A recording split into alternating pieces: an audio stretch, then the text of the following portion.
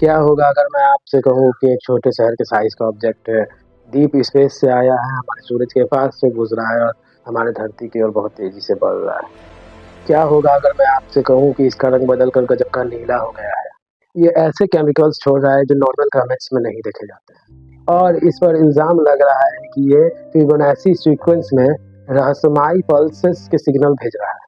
क्या होगा अगर मैं आपसे कहूँ कि हार्वर्ड के एक टॉप एस्ट्रोफिजिसिस्ट ये मानते हैं कि ये एक कॉमेट है ही नहीं, ये एक एलियन मदरशिप है।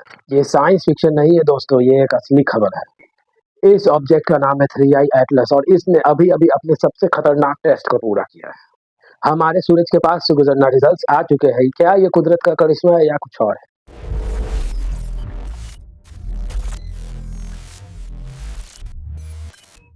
ओके, चलिए सबसे पहले फैक्ट्स की तरफ हम लोग बढ़ते हैं, उससे पहले कि हम लोग वाइल्ड थ्योरीज की तरफ जाएं। 1 जुलाई 2025 को एस्ट्रोनॉमर्स ने एटलस सिस्टम, इसका मतलब है asteroid terrestrial impact last alert system में कुछ नया देखा। ये सिर्फ कोई दूसरा पत्थर नहीं था, इसका रास्ता गलत था। इसकी ट्रैजेक्टरी हाइपरबोलिक है। आसान शब्दों में ये यहाँ का नहीं। ये हमारे प्लेनेट की तरह सूरज की ग्रेविटी में फंसा हुआ नहीं है। ये किसी दूसरे स्टार सिस्टम से आया है। ये एक टूरिस्ट है। ये सिर्फ पास से गुजर रहा है जो कि उड़ के चला जाएगा और फिर कभी नहीं लौटेगा। ये सिर्फ तीसरा इंटरस्टेलर ऑब्जेक्ट है जिसे हमने आज तक कंफर्म किया है। 2017 में हमारे पास ओमुआमुआ नाम का ऑब्जेक्ट था और 2019 में हमारे पास 2i बोरिसोव नाम का था। इस वाले का नाम है 3i एटलस, तीसरा इंटरस्टेलर ऑब्जेक्ट। और ये एक बहुत बड़ी बात है। ये किसी दूसरे सोलर सिस्टम का एक नया एकदम प्रिस्टीन टुकड़ा है और दुनिया भर के साइंटिस्ट अपने हर टेलीस्कोप को इसकी तरफ पॉइंट कर रहे हैं। Hubble, James Webb space telescope, यहाँ तक कि मार्स के चक्कर काट रहे ऑर्बिटर्स भी बस इसकी झलक पाने के लिए।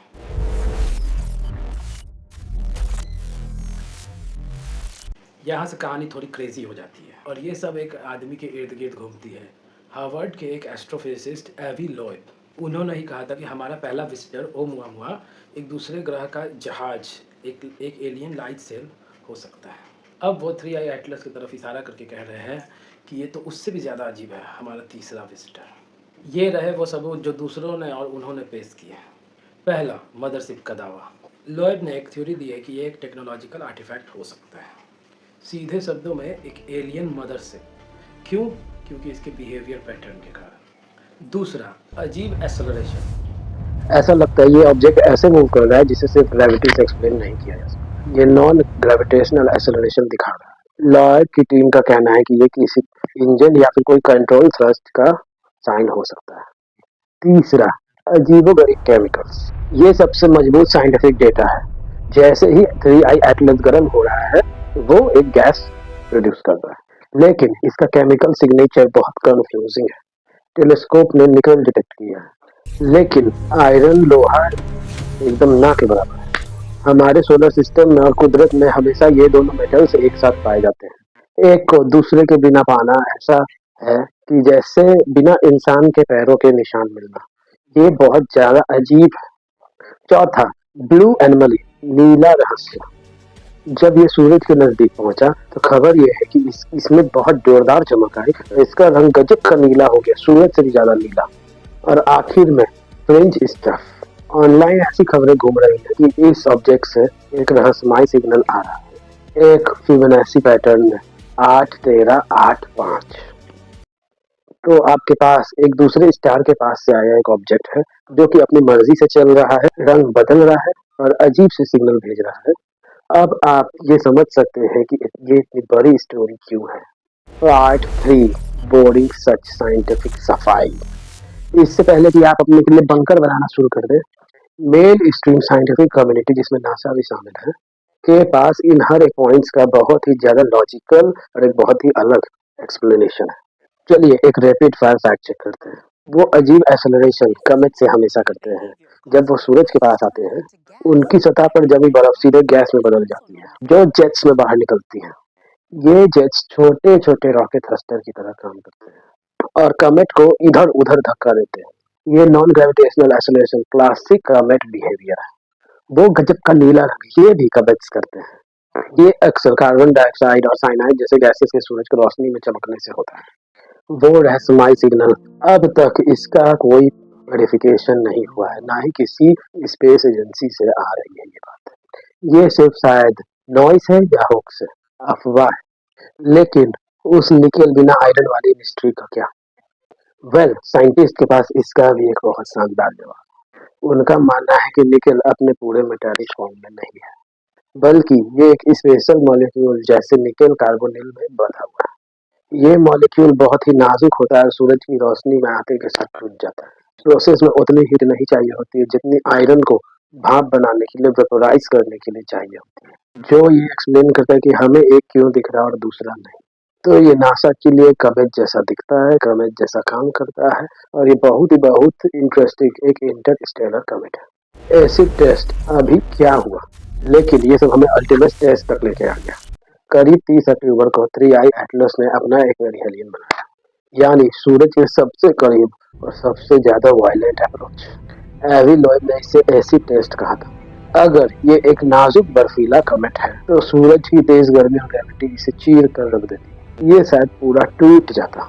लेकिन अगर ये एक सॉलिड टेक्नोलॉजिकली मदरशिप था तो ये इस पास को आसानी से सह लेता, और शायद ये सूरज की ग्रेविटी को गुलेल की तरह, एक स्लिंग फ्लड मैन्यूवर की तरह इस्तेमाल करता।